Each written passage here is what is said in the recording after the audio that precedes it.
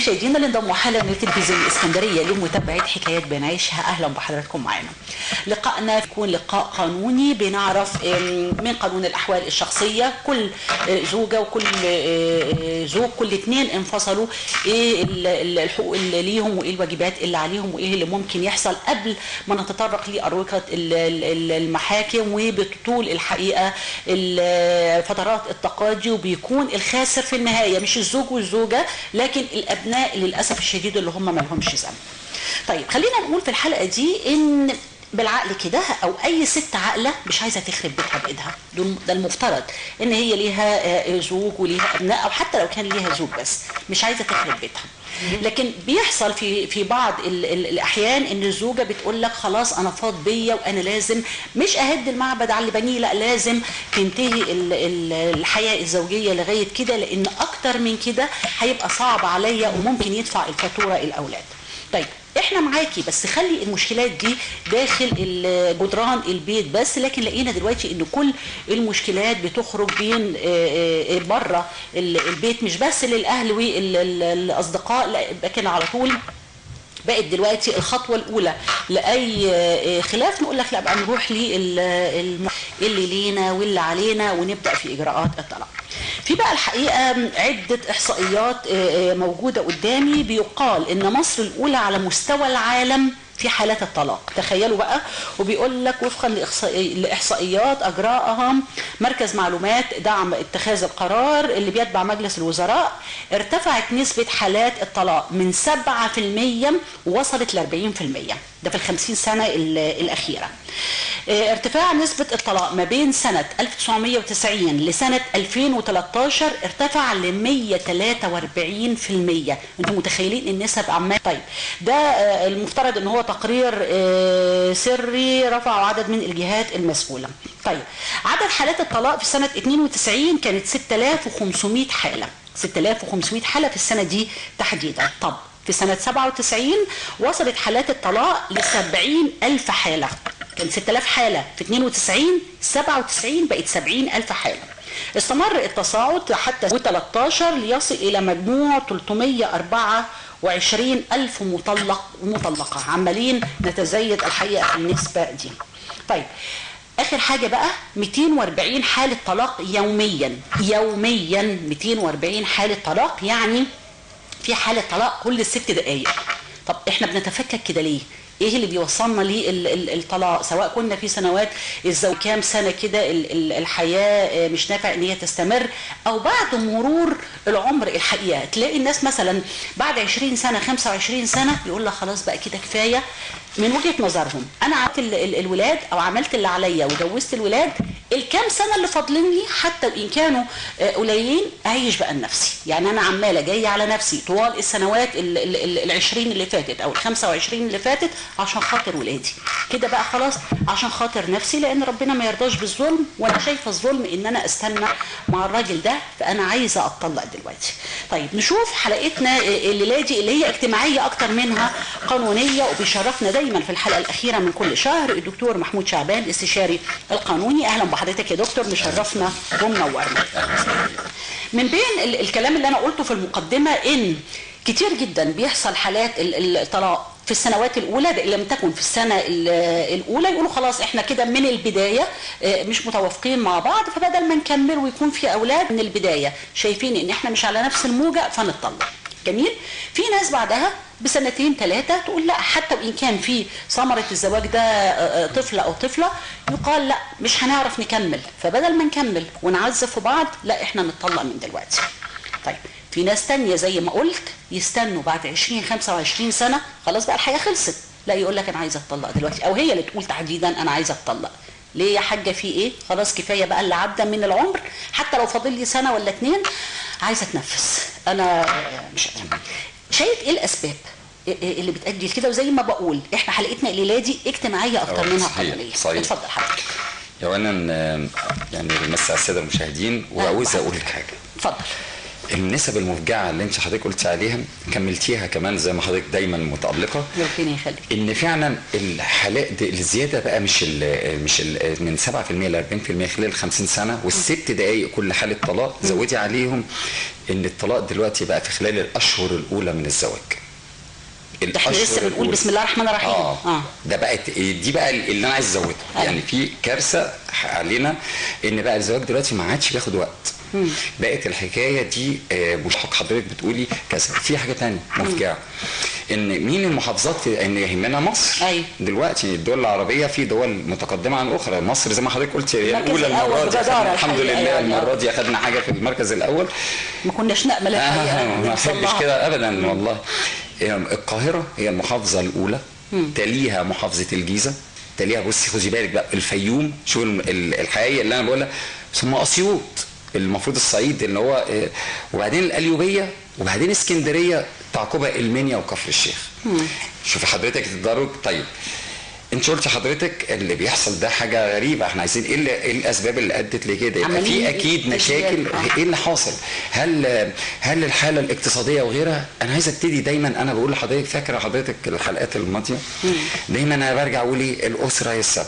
لو سمحتوا يا ناس ما خدوا بالكم، حلوا المشاكل على مائده المفاوضات، خدوا بالكم ما تخشوش محاك، صح كده ولا لا؟ الاختيار خدوا بالكم، اسالوا على العريس او العكس. تمام. اللي بيحصل ان اسباب فشل الزواج انا برجعه، مش انا بقى مش انا فقط، ده انا بدراسات، انا احاول ان انا اخد من بعض الدراسات المهمه قوي واقول ايه الاسباب عشان خاطر دي الموضوع بقى مفجع. بقى عندنا مشكله ما قلتيهاش حضرتك ان الحالات بقت كتيره قوي في الاول، وحضرتك قلتي لي بقى حاجه ثانيه ان بعد 25 سنه يعني المفروض خلاص بقى و40 سنه دلوقتي الزوجات بيحصل لهم حاجه غريبه، سواء الازواج بيسيبوا بيوتهم ويبقى الخطا من عند الراجل، او الزوجه بتطلب الطلاق، وايه ده مش الطلاق والخلع كمان، وهقول لحضرتك كمان. فاذا في حاجه، في خلل حاصل.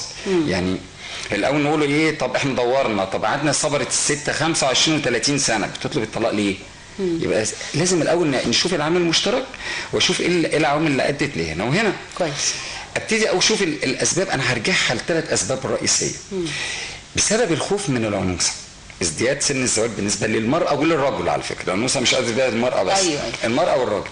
بيبقى الست عايزه تتجوز او البنت يعني عايزه تتجوز، تبتدي الاسره تدور، تبتدي عليها نوع من انواع انا اسف او الضغط، بس انا هسميه حاجه هم سموه بتوع الاجتماع، علم الاجتماع، الكبت. أيوة. هيبتدي كبت من المجتمع، كبت عاطفي، كبت مادي، كبت جنسي. كل الامور دي كلها اللي انا بحكي عليها ديت ادت الى مشكله كبيره قوي. ايه هي؟ التسرع في الزواج. الاثنين بقى ما فيش وعي، ما فيش اتزان في الاختيار. اصبحت المشكله دلوقتي مشكله حاله. انا دلوقتي الحاجه الى الجواز هي الاساس، وبعد كده تتحل اي مشكله. فاصبح دي موضوع تاني. يبقى احنا قلنا الخوف من العنوسه والكبت ده سبب رئيسي. 2 البحث عن الامان والاستقرار، ده هو ده الاساس، ده ما فيهوش مشكله. ده المشكله الثانيه البحث عن الجنس والعلاقات، وده افشل انواع الزواج، لانه بينتهي بانقضاء الغرض اللي اقيم منه الزواج، اللي هو العلاقه بتتم بين الرجل وزوجته، او عدم التوافق. وعدم التوافق بقى ده هتخش بقى في الاسباب بتاعه الطلاق بقى.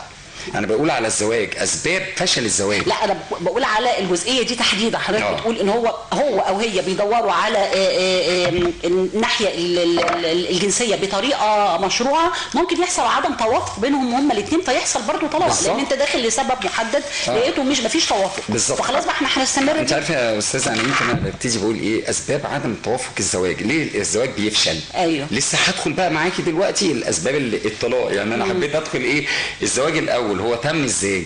تم بناء على اسباب، الاسباب دي خاطئه. الاسباب دي خاطئه، ان داخله في الكبت او فابتدت الزواج تم اقامته مش على الهدوء ولا الاستقرار ولا الحب في الحياه، انا عايزه كلها سريعه، سبب معين او هدف معين. ده اللي انا عايزاه. يقول لك الحمد لله عريس جه. طب مين ده؟ مفيش بقى، مش هندور ان شاء الله كويس، ده هنسيبها على ربنا. الكلام ده اللي هو الجميل. والكوارث كلها تبتدي تدفعها البنت او الزوج نفسه، لو كان هو المسكين بقى وقع برضه مش كويسه، والاسره والمجتمع زي العاده هو اللي هيدفع، لان في ثمار الموضوع دوت. اطفال بتيجي معقده نفسيا، بتشوف الست بتصرخ طول النهار وغير جديره او غير مهتمه باولادها، ورجل اصلا ممكن ما ينفقش، تبتدي غضب يحصل. ازاي ده؟ الصوره غير اللي كان متصورها الابن او الابنه، بقى هو ده القدوه بتاعتي، هي دي القدوه بتاعتي. يحصل كل واحد فيهم في حته، الاولاد، المجتمع بيطلع زي ما انت حضرتك بتعاني بنتكلموا دايما في اي حاجه. المجتمع بيعاني من البلطجه، بيعاني من الصراخ، من الزعيق، عدم الاحترام الاخرين، القيم بتروح، ما فيش. كل دول الاطفال اللي طالعين من اسره مفككه او كانت اسره بالزبط. مش بتحترم وجودهم. بالزبط. يعني الزوج والزوجه مش بيحترم وجود الاطفال، فكل واحد بيطلع اللي عنده. ان اول الراجل بيديك معلقه ومش هصرف عليك. أيوة. ادي 2. فخلاها تمد ايديها للاخرين ايا ما كانوا اقارب او غير. وهو انا بعتبر الرجل اللي بيهرب من اداء النفقه بامانه والله متعمدا، انا عايز اقول متعمد، يعني هو كده هو، انا بعتبر ان هو ذكر وليس رجل. صح. امانه. نعم. لان هي تعمل ايه؟ تنحرف. انا قلتها كتير. هل هي الاولاد يعملوا ايه؟ يلجأوا لمين؟ انت كده راجل قوي يعني انت عملت كده، وبالتالي ده ملهاش دعوه ملهاش دعوه بخلافاتك. دي الاولانيه. الزوجه بقى لما هي تبقى حضرتك، احنا بنقول اسباب، احنا حتى انا قلت اول حاجه عدم القدره على الانفاق، ده نقول ايه؟ ده اسباب الطلاق المشروع.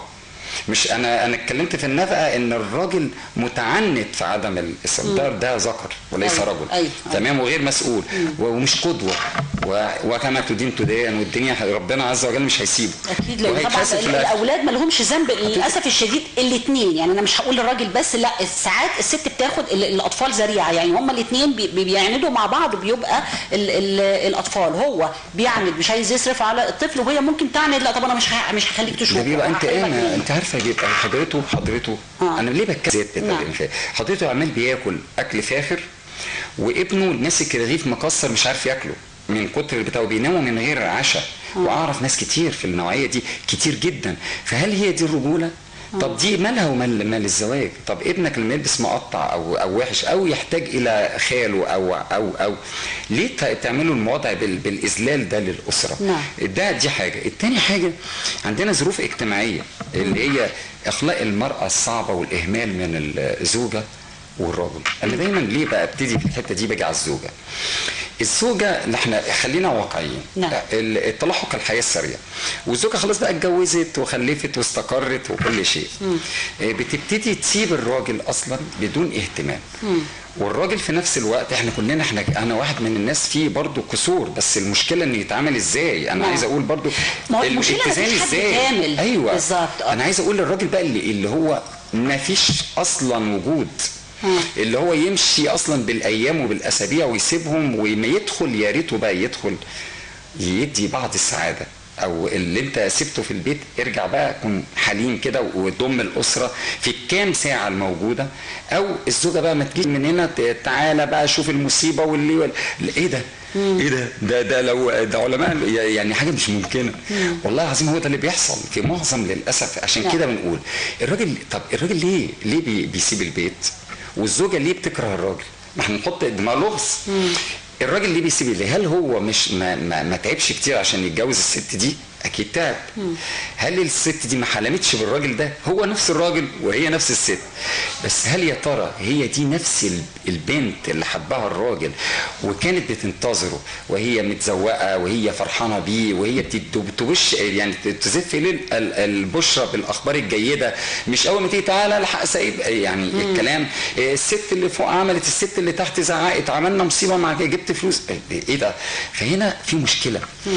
في لازم الوضع. ثانيا دلوقتي بقى في صراع للاسف الشديد حوالين الماده.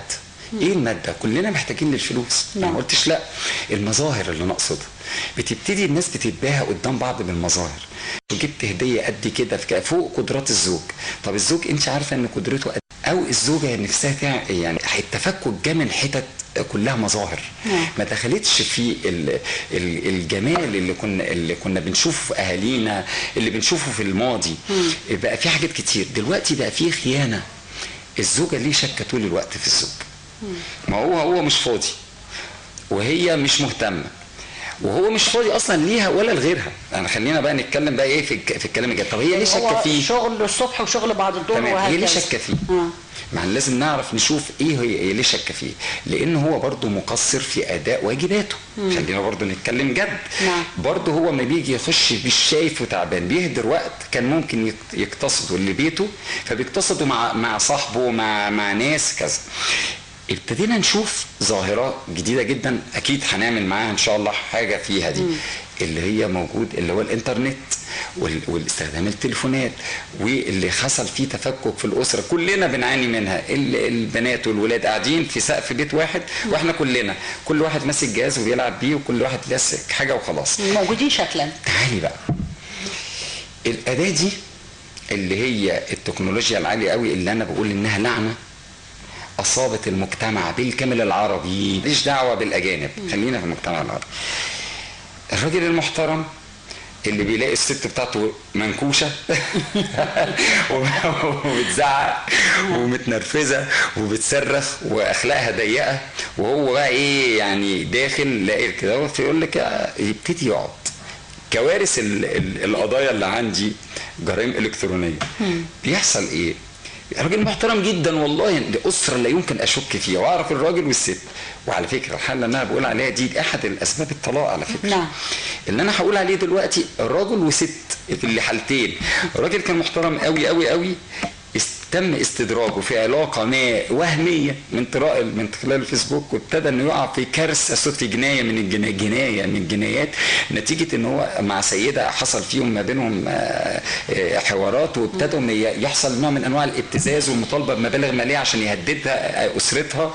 فدخلنا في قصه او اقامه علاقه. يشوف طبعا ايه هو ايه الناس بقى. انا طبعا متخصص والدكتوراه بتاعتي في الجرائم الالكترونيه. هو بيقعد على الفيسبوك او الكمبيوتر بيه وهو حديث العهد بيه ومع واحده كامله، وفي الاخر يكون راجل. هو مش عارف ان اللي معاه الطرف الاخر ده راجل ما يعرفش. فالموضوع بس ده ما يعفوش من المسؤوليه، لان هو اوريدي عايز يعمل علاقه. نعم. والزوجه برضه نفس الشيء. حالات مماثله خراب بيوت تم نتيجه ان الزوجه تم هي او ولادها، لان ممكن الاب يجي يشوف ولادها انت خربتي البيت، انت ما عرفتيش تربي. الزوجه نفسها تم استدراجها للوقوع في الرذيله والتهديد وخراب البيت، وفي الاخر اما انتحار او طلاق او ذم المجتمع ليها وسمعتها تبقى سيئه جدا. ده كله بسبب ايه؟ الفيسبوك. يبقى انا عايز اقول ارجع لان خلينا نتكلم بصراحه في الحته دي. الراجل هو اللي بيقع في المشكله دي اكتر من الست. دائما وابدا السيدات محترفات اللي هم بيشتغلوا في النوع ده من الخاص بالمواقع الاباحيه والحاجات دي، تبقى اصلا ستات بتستدرج رجاله، لان صعب جدا الست الا في ظروف ضيقه جدا وي وتبقى كده. فدي الخيانه انا بعتبرها خيانه الالكترونيه. الخيانه دي والخيانه عاديه برضو، مش اللي تبقى عندها حق ان هي مش مهتمه على هامش الحياه وما بتقدرش تقدر الظروف بتاعت زوجها. طيب بنخش في حاجه تانية، الاساءه الجسديه. الاساءه الجسديه خاصه بالضرب. انا عايز اقول الاساءه الجسديه خاصه بايه؟ الراجل ده مش طايق نفسه، ما تجيش تفرغ غضبك على الست، ما تجيش تضربها. دي سيدنا النبي عليه الصلاه والسلام يعني رفقا بالقوارير، يعني وصى يجي الراجل يدخل يدغدغ الست بسبب ومن غير سبب، يكسر البيت، وفي الاخر هو اللي بيدفع ثمنه، وفي الاخر ده اذا دفع يعني. طيب الاساءه الجسديه هيتولد عنها ايه؟ مره هتحمل، 2 هتحمل كسيده، 3 هتحمل، بعد كده حقره، بعد كده هبغض، بعد كده هتبقى الحياه صعبه، هيبتدي في كره، والدنيا الاطفال عندها ذعر.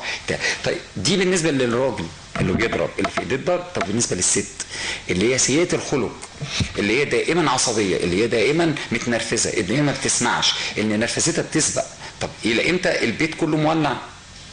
دي اسباب. الست انت ما عندكيش فن، لا انت سيبي بقى التلفزيون شويه، ارجعي لربنا كتير، اعرفي اداب دينك ازاي. لازم نرجع من الوعي الديني، لان خدي بالك انا لو قلت لك نرجع للاب والام هم محتاجين برضه. ما احنا وصلنا للايه؟ القدوه بتاعتنا اصلا مش كافيه، دول قليلين في نظرنا، مش احنا يعني بتكلم على الغالبيه. انا بقول لاسباب الطلاق ليه؟ يبقى في خلل قصر في الناحيه الماديه، او ان هو مش بقاش قدوه خالص نتيجه ضعف شخصيته وان سايب الدنيا كلها مع المراه. الست طايحه في العيال في الولاد ومكسره الدنيا ومخليه البيت مفيش حته المرونه.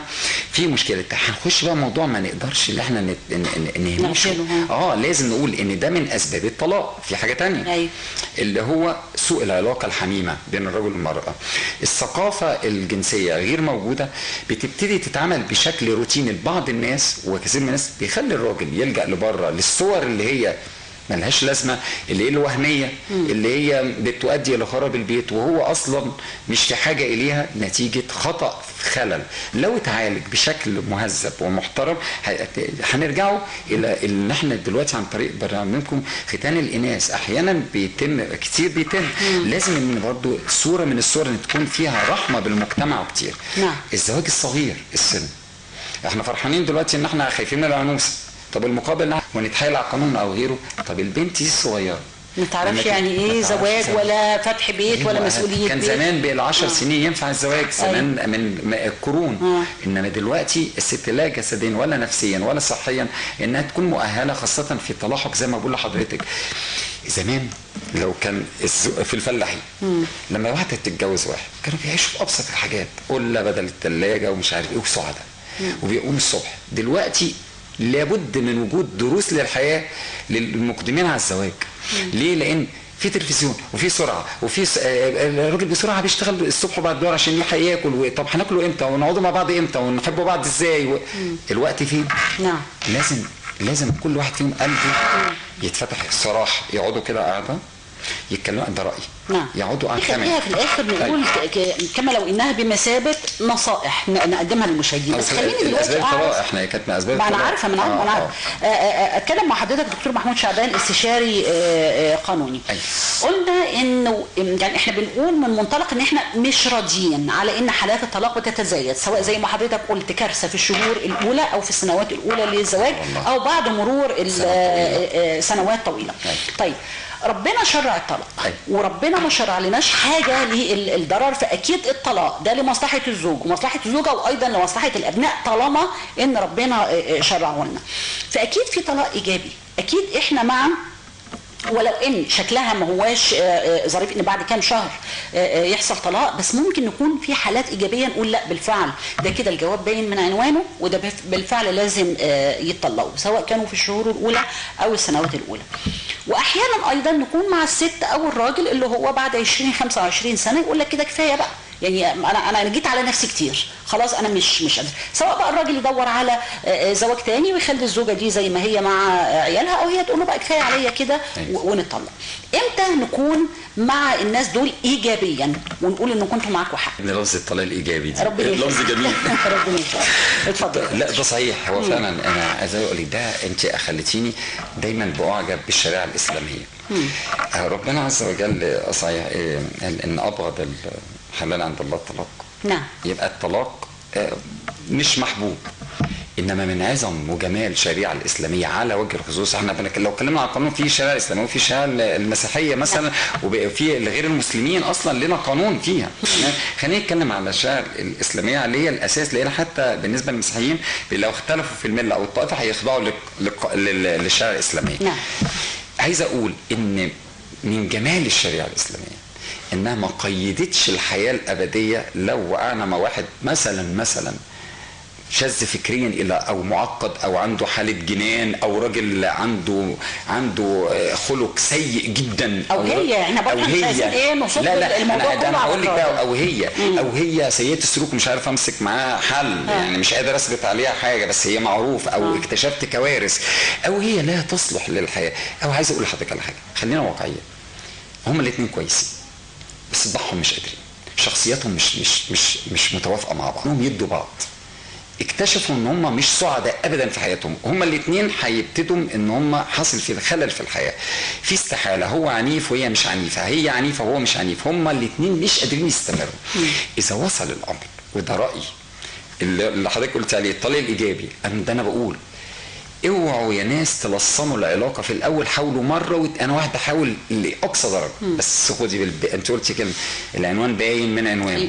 ما يجيش راجل اصلا حرامي وعمال يسرق وما بيصليش وبيسكر وسيء الخلق او العكس، وابتدي اقول ايه؟ لا والله عيشوا، لا والله استمري، اتضربي، تيجي يا عيني مخبوطه المره دي والمره الثانيه متجبسه والمره الثانيه منقوله المستشفى. عيشي، ده انت لازم تعيشي عشان ولادك. مش معقول هتطلقي في اول الشغل والناس تقول ايه وحاجات كده. وبعدين طب افرضي، خلينا برضو نكونوا اكتر صراحه، خلي برنامجنا دايما نكون صريح. افرضي في خلل جسيم مع الراجل، نداري عليه وتفضل الست دي مقهوره بقى ولا ايه بالظبط؟ ده محكوم عليكي كده بالاعدام ولا لا، او ان انت تعيشي كده؟ لا لا لا، لازم نشوف. انا دائما وابدا اقول يعني حتى لما بيجي لي حد حول الحلول وديه، عمري ما ادخل المحكمه على طول. المحكمه هقول لها هنتكلم على اثارها في الوقت ده. المشكله بتكمن في حاجه خطيره. احنا بنسيب الموضوع وكاننا احنا انتصرنا انتصار عظيم ورضينا الله الكريم ان احنا رجعنا الاثنين لبعض، وهما الاثنين من جواهم مش قابلين بعض. ما ينفعش. الزوجة اللي بعد سن كبير وتصل إلى 40 سنة وال50 سنة، أنا آسف لها، وتكون بقى دفعت ضريبة فظيعة جدا، وتيجي ولادها كبروا بقى قدامها. طب دي بقى بالذات بقى أنا اللي بلوم عليها إنها استنت كده. ما تطلبيش بقى الطلاق، أنت كده خلاص، أنت بيتك كده. طب هتجوزي بنتك إزاي؟ هنا في بقى الملحوظات اللي تتاخد. أنت هتسيبي الراجل ده الوحش ده اللي أنت قعدتي معاه 30 سنة بيضرب فيك وبيهين فيك وعاش وابتدى يتحسن. أنا أعرف ناس كده. في ناس بقى كانت سيئه، خدي بال حضرتك، دي حالات واقعيه قدامي. واحد كان وحش جدا جدا جدا جدا، استحملت وبقت ست بطله في نظر المجتمع كله، وفجاه كده طالبه الطلاق. اما تيجي تساليها طب الراجل ده وحش، يقول لك لا والله تتحسن بقى احسن من الاول. طب ايه؟ اصل انا مش يعني الراجل ده الكوبايه كانت اتملت يا دكتور، ما هي الزراير الحاجه بقى هنا ايه؟ انت صح كده. الحاله ايه؟ الكوبايه اتملت. طلاق اسمح لبعض نشوف. لو الراجل ده اخطا وجاء اعترف وجا بيطلب المسامحه، افتح له بقى المسامحه معايا وابتدي بقى باسس جديده ولا اخرب البيت؟ العقل يقول كده لكن القلب يقول لا. لازم هنا بقى الوقف. هل هو بدافع الانتقام؟ عشان نرجع ليه اسباب الطلاق. ما انت حضرتك انا مش بتكلم كلام يعني كده مرسل وخلاص. لا انا عايز اقول ليه نسب الطلاق وصلت للمصيبه السوداء، الكارثه اللي احنا وصلنا فيها. ده الشيطان لو الواحد قتل مش في دماغه، يعني مبسوط. الشيطان لو واحد ولع في بيت مش في دماغه. انت تعرفي اكبر يعني الشيطان بقى الصغير القزع بتاع ما يجي كده يقول لك اول ما يطلقها يا خبر ابيض. ليه؟ اكبر انجاز. ليه؟ اكبر انجاز ليه؟ انا هقول لحضرتك ما يطلقوا عادي، ما الطلاق من بره، وممكن يبقى انا اتطلقت مع زوجتي، هي عاشت سليم وانا بقيت هي صديقتي، او حافظنا والحياه سليمه. لا انا بتكلم على المصيبه الثانيه، ان هم مقطعين في بعض، يبتدوا يكرهوا بعض. السموم اللي طالعه من كل واحد فيهم، اوعى ده ابوك راجل مش كويس، وهي امك دي ماشيه مش مظبوط. العيال طلعت معقده. المجتمع بقى الصغير ده هو اللي هيقتل، وهو اللي هيزني، وهو اللي هيولع في البلد، وهو اللي هيطلع المتخلفين. عشان هم نسوا الآية الكريمة اللي هي بتقول ولا تنسوا الفضل بينكم. ولا تنسوا الفضل بينكم. الاثنين بينسوا. ولا تنسوا الفضل بينكم. يعني اكيد انا بقول ايه، في يوم حلو، في اسبوع حلو، في يعني ليه ما نفتكرش بعض حاجه حلوه، وليه ما نلتزمش باوامر ربنا؟ لان ربنا ما قال لنا كده، ما قالناش يعني ممكن تنسوا. لا ده بيقول لك ولا ده امر. أيوه. ولا تنسوا الفضل بينكم، ده للراجل وللست. ليه بقى بينسوا الفضل ويدفع الضريبه دي؟ برضو انا هقول اللي هم المظلومين اللي هم الابناء، سواء كانوا صغيرين او كبار. والله والزوج والزوجه. بس حضرتك انا عايز اقول برضو الزوج يعني بص حضرتك، انا قلت لحضرتك ممكن يقعدوا سنتين 3 4 بيبنوا العش الزوجيه. نعم. وبعد كده تحصل الكوارث دي. هو حضرتك بتقولي ايه؟ اول كلمه بتحصل ايه؟ ده ممكن موضوع هايف جدا جدا ملوش اساس من الصحه. انه لو الاثنين عقلوا قعدوا مع بعض، لو هو راح لها وجاب لها ورده وهي جت فتحت قلبها لي واستمعوا لبعض، هيصفوا الامور او ينتهوا الى الطلاق الايجابي اللي حضرتك قلتي عليه. مش تيجي الخلافات السياسيه يا فندم دلوقتي، انت مع مين؟ البيوت كلها اتخرب بيتها في المحاكم بسبب انا مع ده ولا مع ده، ولا انا مع الحكومه ولا ضد الحكومه، ولا انا مع الرئيس ولا ضد الرئيس. ايه ده؟ ما كناش بنسمع الكلام ده، عمرنا ما كنا بنسمع عنها. تمام. يعني الخلافات في الرأي هي اللي بقت بتزود نسب الطلاق لغايه ما بقت الكارثه طلاق كل. فاكره السنه اللي احنا اتعاملنا فيها سنه صعبه جدا، حصل انشقاق في الاسره المصريه، حصل قد ايه خلافات ما بين مؤيد وما بين معارض، ودفعنا ثمنه الى الان. الى الان بندفع ثمن الموضوع ده في المحاكم. ايوه. خلاص من الناس مش طايقه بعض، كأن احنا فريقين كوره، الاهلي والزمالك. ايه ده؟ وايه؟ ما فيش رحمه. قال يعني دول هيكسبوا ولا دول هيكسبوا، ولا الدنيا كلها خسرت. فاحنا عايزين نتكلم بحق. الطلاق ليه بيتم؟ عدم الانجاب احد الاسباب بس البسيطه قوي، البسيطه هو ودي الاستثناء. هقول منطقيه، يعني في ناس بتستحمل في ناس ما بتستحملش، يعني هي القصه في ايه؟ حصل عدم انجاب، سواء هو السبب او هي سبب، اتفاهموا في ان الحياه هتمشي كده، ماشي جميل وكل حاجه. لكن لو انا عايزه ابقى ام وانت اللي عندك المشكله، طب برضه ما نتطلق، ما نسيب بعض بالمعروف. يعني زي ما بقول، لو حكمنا الدين وسمعنا اوامر ربنا في سوره النساء، سواء كنا رجاله او سيدات، اكيد الموضوع هيختلف. طيب، ما حصلش تحكيم للعقل والناس تدخلت ودي ما بين الاهل والاصدقاء، وما حصلش تحكيم للعقل ووصلنا للمحاكم. اريد حلا، ونلاقي ان الست بتدوخ لغايه دلوقتي في اروقه المحاكم عشان تطلب الطلاق، والراجل متعنت لان الطلاق بايده. كويس. فترات التقاضي دلوقتي بالنسبه للطلاق، لازم الطلاق يبقى مبرر؟ يعني لازم الست تروح؟ موضوع خطير قوي، لان انا عايز اقول ان في ظلم على الاسره بالكامل بسبب اللجوء للمحاكم. تمام. يعني اول بشوف الكروت الحمراء بتطلع، بس المره دي بصراحه بتبقى غالبا 90% من الزوجه. ليه؟ لان الراجل لو عايز يطلق هيطلق، او بيرجع مرجعوا للزوج اللي يقول لها لو عايزه تطلقي طالبي بحقوقك في المحاكم. هو مدرك ان هي مش النقطه اللي لا، او هتروح وهتدوخ. الدستور اللي احنا بنفتخر بيه، واللي احنا من ضمن مواده الرئيسيه المره دي الدستور بتاعنا العمل على سرعه الفصل في القضايا. انما الحقيقه وعشان نكونوا واضحين، طبعا لا، ما حصلش. لا في سرعه، ما حصلش لكثره القضايا. أيوة. ولا ما حصلش لان القانون ما تعدلش بالصوره اللي تخلي لان عدد القضايا بقت كتيره جدا. التاجيلات بتحصل كتيره جدا. ممكن يعني هقول لحضرتك على حاجه مشروع جدا، ودي مشكله لازم لها حلول من وزاره العدل.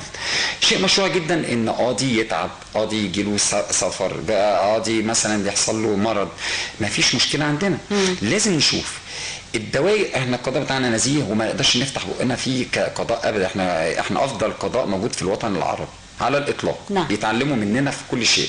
ولكن انا عايز اقول بقى ايه السلبيات؟ ما في سلبيات، احنا مش هنقول كل شيء ايجابي، لا في سلبيات. طول امد التقاضي له حلول.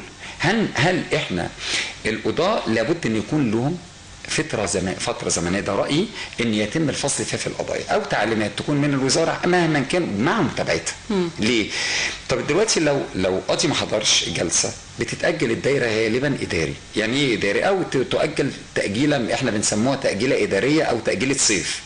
طيب ليه اجازه الصيف في دوائر شغاله كويس جدا، بس قد ايه؟ مش كتير. الباقي بنلاقي دوائر بتتضم على بعض وتتاجل. واحد مثلا طلع عمره، شيء جميل، احنا كلنا بنطلع. واحد حصل له مرض، بتبقى الدايره غير مكتمله. الدايره غير مكتمله، هم بيبقوا 3 غالبا. احنا بنتكلم مفيش حد بيكون بديل، يبقى 2 ما يقدروش يفصلوا في القضايا. انا بقول لك مفيش حد بديل، بينتدب واحد من دايره ثانيه او غير، او تتاجل القضايا. ما تتفصلش فيها، لان لازم الدايره تكون مكتمله. لا، لازم في الحته دي بالذات يبقى عضو اليمين يفصل او غيره لسبب، لان الجلسه دي على الجلسه الجايه على الجلسه الجايه على القاضي ما جاش. طب افرضوا كل واحد فيهم على سوء، بتحصل قضايا بسوء الحظ بتاع النوع دي. القضايا بتقع في دايره، المره دي عندي كذا، صدفه يوم اجازه وطارئه حصلت، بعد كده كذا، الخصم طلب تاجيل، في مستندات ناقصه، ابتدينا نخش في سنه 2 3. مش هنقول لا بقى ما الكلام ده ما يحصل، الكلام ده بيحصل.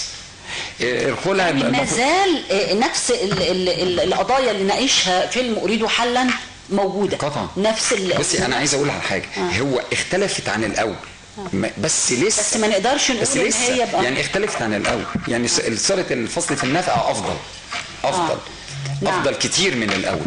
لان النفقه بالذات، لان دي لا حاجه. انا بتكلم عن الطلاق بقى، انا بتكلم عن الطلاق بقى دلوقتي. بنسمع كتير عن الخلع اللي هو بقى موجود. خلاص بقى الست انا زهقت وخلاص مش عايزه اي حاجه مرتبطه زي الطلاق في الاجراءات. بس ده هقول لك الفرق. انا هقول لحضرتك. لكن الفكره في ان الست مش قادره تكمل، والزوج زي ما بقول متحكم بانه هو اللي في ايديه الطلاق، فهي هتلجأ للمحاكم، ما قدامهاش طريق تاني. عايزه اكد تاني على سؤالي، هو لازم الست لما تروح المحكمه لازم يكون في سبب؟ طب انا خلاص انا مش طايقه اعيش من غير اي سبب، انا الراجل ده زي الفل واحسن اختراع بعد الكهرباء، بس انا مش قادره اعيش معاه، هل ده مش سبب كافي؟ بصي حضرتك، انا هريحك. الطلاق احنا هنتكلم على طلاق ولا خلع؟ اصل هفرق بين لا الاثنين، لا في لا تفريق. انا خلينا بقول في الطلاق لحضرتك طلاق القصه في ايه؟ ان كرسي في الكلوب وخلع وخلاص انا مش عايزه منه حاجه. جميل؟ ده تمام. لا الست الثانيه اللي هي عايزه حقوقها، يعني انا عايزه اتطلق بس انا عايزه حقوقي، لان انا ما غلطتش في حاجه، بس انا الراجل ده انا مش عايزه استمر معاه من غير اي سبب. احنا كويسين، انت تصلح لغيري وانا اصلح لغيرك. بس عايز اقول لك على حاجه. اتفضل. الطلاق الموجب، الحالات الموجبه للتطليق حطيها كلها تحت جمله في كلمه واحده سحريه، اللي هو الضرر. تمام؟ طالما في ضرر يساوي ان هي طلاق. خلاص؟ جميل. خلينا نتكلم بقى ايه او على ارض الواقع. خلع او الخلع ملوش اسباب خالص، انا ما بحبكش وبغطك وبكرهك، هرد خلي لك الخلع لوحدك. لا بقول لك هرد لك ده براه عشان الطلاق. خاطر النقطه دي. الطلاق كلمه السر بتاعته ايه؟ واحده راجع السبب ليها هي مش ليه هو. يعني الراجل زي ما تقولي اختراع المجتمع الكهرباء، الراجل ما عملش حاجه، هي بتشوف شافت عفريت.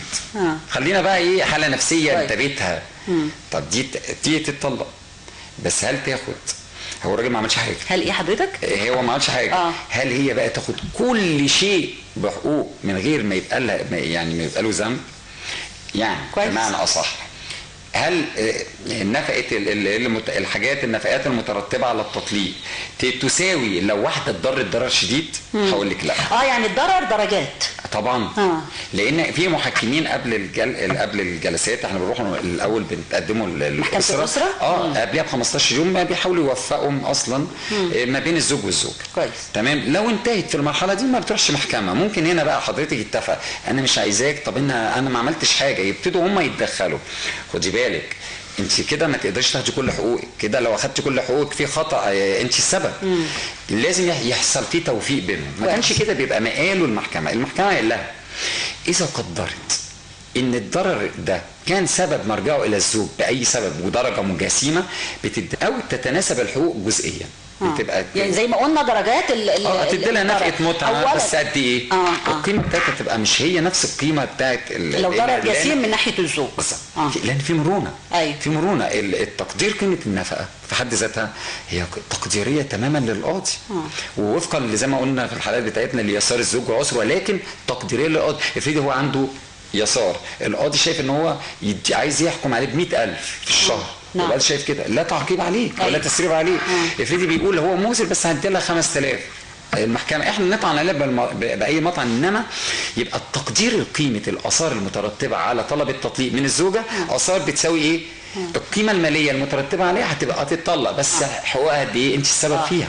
هي تطعن لو كان المبلغ قليل ويتقبل الطعن، وهو يطعن لو كان المبلغ كبير ويتقبل الطعن في الحالتين. وممكن يتغير النتيجه. طبعا انا بقول لحضرتك احنا دائما والحمد لله الحمد لله الحمد لله ان مصر التقاضي فيها على درجتين بخلاف بعض دول العالم. نعم. طيب كل ده مع اجازات القضاء، مع حالات المرض لقرب وحيل المحامين خش بقى فيها. اوكي. في كارثه ثانيه يعني. بس عايز اقول لك ايه، وقت قد ايه انا ما اقدرش احدده، انما تعالي بقى حسب التاجيلات. الطلاق فيه مشكله عن الخلع، لازم اقولها دلوقتي. الطلاق له درجتين. له اول درجه. طب اول درجه اللي هي في محكمه الاسره ولا اول درجه محكمه كلها محكمه الاسره. خسرت الزوجه قضيتها في التطليق. القاضي قال لا، ما فيش اي ضرر واقع عليها، ده هي الحياه المفروض تستمر، او العكس. القاضي حكم ضد الزوج بتطليقها. الحكم ده مش نهائي، يعني هي ما تقدرش تتزوج. هو له 40 يوم، هي تطعن عليه بالاستئناف اذا هي خسرت قضيه، او العكس بتطلع قدام محكمه الاستئناف. بعد حكم الاستئناف هو اللي بيبقى الحكم خلاص، بتبقى تقدر تنهي وتقدر تتزوج. اكتر هنا انت واخده بالك انا قلت ايه؟ أيوة. مرحلتين تقاضي. كويس. اكتر بقى فتره ممكن تاخدها القضيه في مرحلتين التقاضي دي، بالاجازات بكل حاجه. بالنسبه للطلاق من سنه لسنتين. من سنه لسنتين. ده تقديري. ممكن تبقى اسرع من كده في بعض الدوائر. لا عايز خلينا بقى ايه. ايوه خلينا نكون واقعيين. اصل انا ممكن اقع مع دايره، بس انا عايز اوضح لحضرتك دايره صغننه يعني صغيره قوي في القضايا، ودايره زي المنتزه مثلا كبيره جدا قد كده. طب مثلا فهنا القضايا، عدد القضايا 500 قضيه، فهنا ممكن تخلص في خلال 6 اشهر. ده طبعا راجع للمكان السكن، مش كده؟ ايوه. ما دي برضو انا عايز اقول انا ليه طالما